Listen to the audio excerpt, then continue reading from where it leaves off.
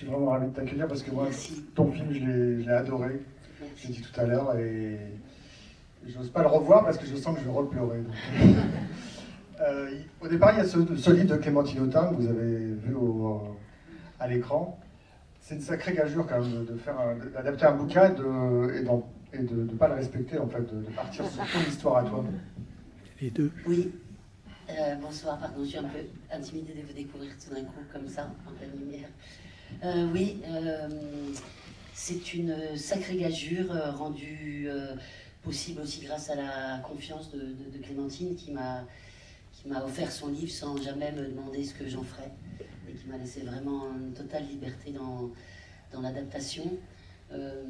Comme j'ai tenté de l'expliquer dans le début du film, j'ai dès les 2 premières lignes de son livre ressenti une sensation de gémellité telle que c'est comme si le livre avait révélé vraiment tous mes silences, tout ce que j'avais envie de raconter. Enfin, vraiment, ça a été, le livre m'a pris par la main pour faire ce deuxième film. Et dans un premier temps, j'étais très heureuse parce que donc mon premier film, L'amour flou, étant de l'autofiction, c'est-à-dire racontant mon histoire avec mes enfants, le père de mes enfants, j'avais la sensation qu'en adaptant le livre de Clémentine, je voulais pas qu'on me prenne pour une mariole, je voulais qu'on me prenne pour une vraie faiseuse de cinéma, donc j'avais envie de faire une fiction. Et je me disais, je vais adapter le livre de Clémentine littéralement. Et puis petit à petit, grâce à mes producteurs, grâce à mon co-scénariste qui m'ont un peu ouvert les yeux, ils m'ont dit le film est incomplet. Le vrai film se cache. Et ils m'ont aidé à faire émerger cette double histoire et à mêler la mienne à celle de Clémentine. Ça a été un long chemin d'écriture et d'invention et de tissage et de questionnement pour arriver à à ce cœur. En fait, on est toutes les 4, c'est-à-dire Clémentine, moi, Dominique et Marguerite. Et ce qui rend ton film passionnant, je trouve, c'est que tu mènes une enquête, en fait. Et ça le rend passionnant pour tout le monde, même si on n'a pas perdu notre mère très jeune. Je crois que ça parle à tout le monde. Bah, c'était mon espoir, hein, c'était vraiment mon espoir. Quand je suis quelqu'un qui aime le cinéma populaire, dans le sens qui se partage. J'aurais détesté faire un film autocentré ou nombriliste ou aussi paradoxal que ça puisse paraître, puisque vraiment j'ai choisi de raconter mon histoire, mais en écrivant, en rêvant à ce film et tout ça, j'avais vraiment l'espoir que si le livre de Clémentine m'avait touché comme ça, comme des ricochets, c'était un livre qui parlait de l'enfance, en fait, de nos manques, de nos blessures secrètes, petites ou grosses. Ça peut être une toute petite blessure ou une grande, de nos manques, de comment on se bataille avec ça pour devenir des adultes, des parents pour certains. Et j'avais l'impression, donc mon espoir, c'était qu'en passant par l'intime, je réussisse malgré tout à raconter une fable de cinéma sur ce lien et sur l'enfant blessé qu'on a tous été à un moment donné et comment on se répare de ça. Donc c'est vrai que voilà, mon désir était vraiment de faire un récit qui se partage malgré le côté si personnel a priori. Je vous laisse vite la parole. On vous a laissé le générique tout au complet parce que je sais que ça demande un peu de temps de réflexion. Ouais, c'est vrai. N'hésitez pas, Romain est là pour vous. Elle a besoin de vos retours parce qu'il y a eu des retours fantastiques dans les autres salles. Où, je ne vais pas vous mettre la pression. Voilà, mais si, moi je leur mets la pression. Je vais vous mettre la pression. Voilà, j'arrive. Il faut que ça soit fantastique. Ah putain. Bonsoir. Et vraiment bravo pour ce film, très très émouvant. Merci. J'en suis même encore très émue. Et j'aurais voulu savoir, avant, vous n'aviez pas du tout eu l'idée d'écrire un livre ou de rechercher l'histoire de votre mère. C'est vraiment le livre de Clémentine qui vous a fait... Ouais, je pense que sans le livre de Clémentine, je n'aurais jamais su comment rentrer dans cette histoire. J'ai pratiqué la politique de l'autruche pendant presque 40 ans. C'est-à-dire que j'ai toujours, comme je le dis dans le film, j'ai toujours eu ce sac avec moi. J'ai toujours eu les livres de mon père près de moi. Ses amis d'enfance qui m'ont parlé, je les connais. Mais il me fallait trop de... J'avais développé une personnalité J'avais parfois envie, ça m'arrivait de plonger dans le sac tout d'un coup, une envie. Ça m'est arrivé de dire à des gens, oh, j'ai envie que vous me parliez de Marguerite, bon, on se voit demain, et puis j'annulais. J'avais une espèce de... Ça se faisait par à-coups. Et puis j'arrivais jamais à aller au bout parce que ça me fatiguait presque. Je faisais des siestes à chaque fois que j'entreprenais un truc. J'avais besoin de toutes mes forces pour la vraie vie, je crois. Enfin, et j'ai avancé comme ça, quoi. Je me suis habituée à avancer comme ça. Après, c'est très difficile de se défaire de ces silences et tout ça. Et pourtant, par exemple, comme spectatrice au cinéma, j'ai toujours été, mais depuis très très longtemps, bouleversée par les films qui parlaient de ça. Mes grands dans mon panthéon de films, c'est souvent des films qui parlent des mères, comme, je sais pas, Une femme sous influence de Cassavetes, ou Party Girl, qui était le portrait d'une mère comme ça, atypique. Sur des films sur l'enfance, que ce soit Piala, que ce soit Voyons quand il a fait Ponette. Chaque fois qu'il y avait dans des films comme ça, soit une mère claudicante, soit un enfant, c'est des films qui ont marqué vraiment mon parcours de spectatrice. Donc, quelque part, je portais ce sujet en moi, mais je pense que sans le livre de Clémentine, je n'aurais jamais su comment rentrer dedans. Et vraiment, le livre de Clémentine était écrit d'une telle manière, une écriture très simple, très imagée, dès les 2 premières phrases, j'ai su qu'elle parlait. Les 2 premières phrases du livre, c'est « je t'avais rangé, je m'étais arrangé ». Et dans les 2 phrases, j'ai reconnu exactement ma vie. J'avais tout à fait rangé et je m'étais tout à fait arrangé. Et j'ai su qu'on parlait le même langage, quelque part, avec des mots très simples. Et après, chaque chapitre a continué de faire appel à mes sensations. Et je crois que vraiment le livre m'a pris par la main, aussi bien dans sa structure. C'est comme si elle avait tellement un travail au préalable que ça me défatiguait de ce travail. Pourtant, après, ça a été fatigant quand même, puisque j'ai dû replonger dans l'autofiction et tout ça. Mais c'est vrai, j'ai vraiment tourné le dos pendant très longtemps à tout ça, en m'arrangeant avec ça. Et puis tout d'un coup... Vous la connaissiez pas, Clémentine, avant ? Alors l'autre chose très, très mystique dans notre histoire, c'est qu'en fait, j'ai engagé Clémentine pour mon premier film, L'amour flou, sans absolument savoir qu'elle écrirait un jour ce livre, parce que dans L'amour flou, je devais écrire un personnage de la prochaine amoureuse de Philippe Rebaud, le père de mes enfants, et je lui avais demandé quel est ton fantasme féminin. Si tu dois refaire ta vie à quelqu'un, dis-moi ton fantasme féminin. Et il avait dit Clémentine Autain, je lui ai dit.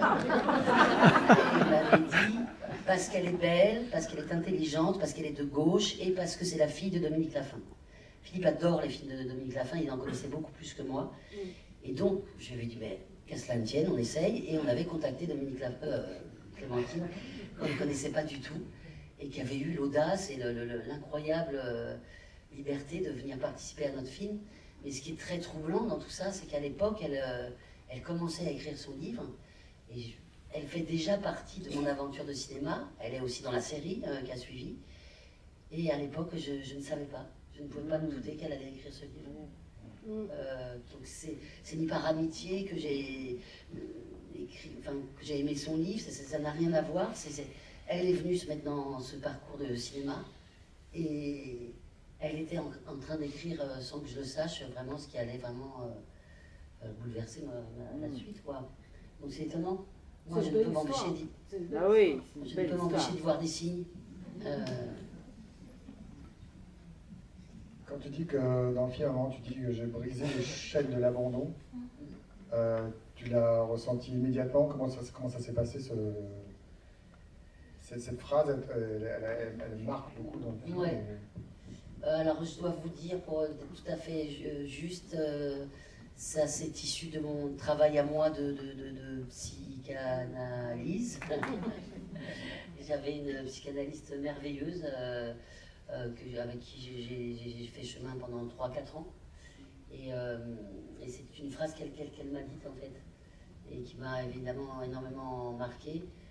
En fait, c'est une phrase qu'elle m'a dite à un moment où je m'inquiétais tout le temps de ne pas être une assez bonne mère, de toujours... je répétais ça sans arrêt sur plein de choses et de m'inquiéter du ressenti de mes enfants et ça. Et elle m'avait dit cette phrase qui m'avait scotché. Elle m'avait dit vos enfants n'auront jamais la même histoire que vous. C'est déjà passé, enfin ce risque est déjà passé. Vous êtes une mère très présente, vous êtes avec eux. Ils ne ressentiront jamais ce que vous avez ressenti. Même si vous êtes une mauvaise mère pour les devoirs, une mauvaise mère pour les... Ça ne sera jamais votre histoire, ils ne vivront jamais la même histoire que vous, car vous avez brisé la chaîne de l'abandon. Et c'est vrai que ça m'avait carrément, waouh, vraiment, enfin, qu'elle me dise ça, j'arrivais pas trop à voir ce que j'avais fait de bien ou de correct, et cette phrase-là m'avait, alors pour un temps, hein, après les doutes reviennent, mais cette phrase m'avait fait quelque chose de très fort, et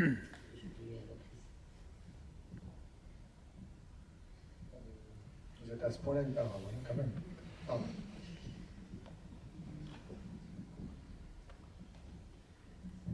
Bonsoir et merci. Bonsoir. Pardon pour cette question, pardon par avance pour cette question. Il y a 2 histoires parallèles dans votre film. Oui. Il y en a une que vous remettez en scène de manière fictionnelle, oui. Et il y en a une qui est la vôtre. Oui. Mais le décalage entre les deux, c'est qu'il y en a une effectivement qui est une fiction, mais la vôtre, vous la reconstruisez, pardon pour le terme, oui. Avec un décalage temporel par rapport à ce que vous avez découvert. Oui. Est-ce que vous avez eu peur à un moment de devoir, pardon pour le terme, remimer l'émotion des découvertes? Ah oui. Vous voyez ce que je veux dire? Et pourtant, en même temps, vous mêlez ces 2 histoires, puisque vous croisez Clémentine Autain, vous l'encadrez entre guillemets, et on voit qu'il y a des réminiscences d'émotions. Donc il y a des décalages tout le temps dans le film. Tout à fait. Voilà. Est-ce que vous avez craint à un moment que tout ça soit un peu trop décalé temporellement dans l'émotion? Alors je vois tout à fait ce que vous voulez dire. Pour vous dire la vérité, j'ai coupé 1/3 du film au montage. Notamment toutes les scènes où je me voyais rejouer une émotion que j'avais vécue en vrai et que je devais rejouer pour le film. Quand j'ai vu ça dans mon montage, j'ai trouvé ça insupportable, j'ai tout coupé. Et je n'ai gardé quelque part que... je n'ai gardé de moi, en tout cas, que des moments où je ne le voyais absolument pas, ou en tout cas, enfin, par exemple, les scènes avec ma psy, j'ai fait exprès qu'on soit quasiment tout le temps dans le même plan, toutes les deux, pour que ce qui se passe dans notre relation soit vécu au moment présent, même si c'était... Mais là, donc j'ai fait attention qu'on soit tout le temps dans les mêmes plans. Et je crois que j'ai laissé vraiment que les moments où c'était vraiment... Il n'y avait pas trop, bien sûr, il y en avait un peu forcément à cause du dispositif, mais pas trop d'artificialité. Les moments où je lis dans le studio, c'est des moments où j'ai lu vraiment et où c'est la première fois que je lisais ça, donc les choses venaient comme elles venaient. Mais j'ai coupé beaucoup des scènes du film à cause de ça, parce que ça m'était... voilà, je ne sais pas si ça répond à votre question, mais donc à partir du moment où je me suis débarrassée de tout ça, ce qui restait me paraissait juste, honnête, ok. J'avais même aujourd'hui, moi, et pourtant c'est difficile, mais moi, quand je revois le film, j'arrive à ne pas être gênée par ça, alors que je peux me gêner moi-même, parce que je crois que je suis restée vraiment Enfin, j'ai été vraiment essayer d'être sans concession avec ça, et puis de guetter l'émotion chez les gens, de la respecter, de l'encadrer, de traiter les choses avec pudeur et transparence. Voilà, je crois que j'essaie de me tenir à la juste distance de tout ça.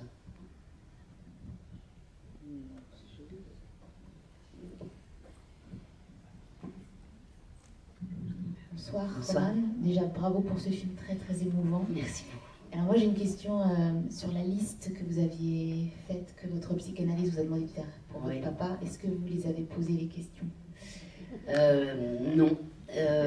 Aussi parce qu'en vrai, dans la vraie vie, je ne crois pas vraiment qu'on a ces occasions, ces moments de se poser devant quelqu'un et puis tout d'un coup, ces questions, elles sont la synthèse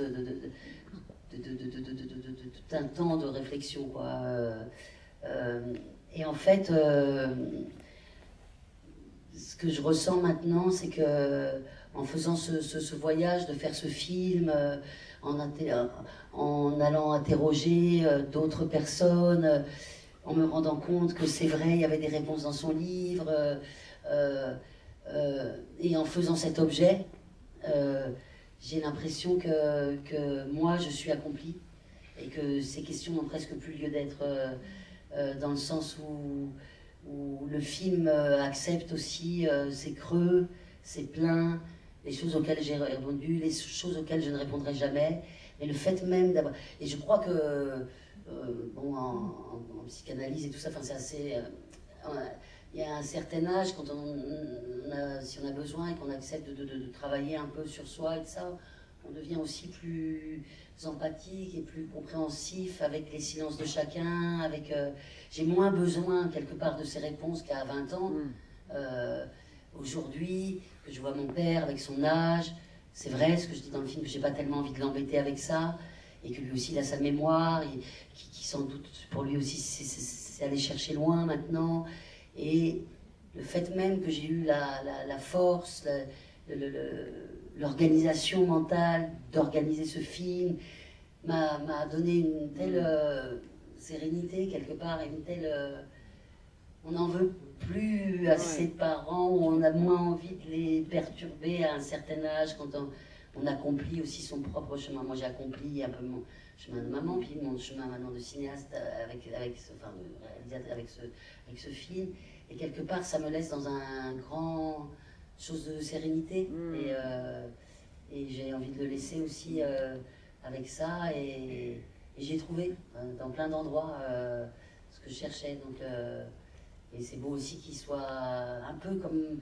Vraiment, j'ai l'impression qu'ils sont jumeaux avec le père de Clémentine, dans leur silence, dans la manière dont ils ont eu de se réparer aussi de cette période un peu fracassante pour eux. Donc le fait de faire un film de tout ça me donne aussi le calme et la tranquillité d'avoir moins besoin, quoi, de ça. Bonsoir. Bonsoir. Vous venez pleinement de répondre à ma question. Je vous remercie pour le film.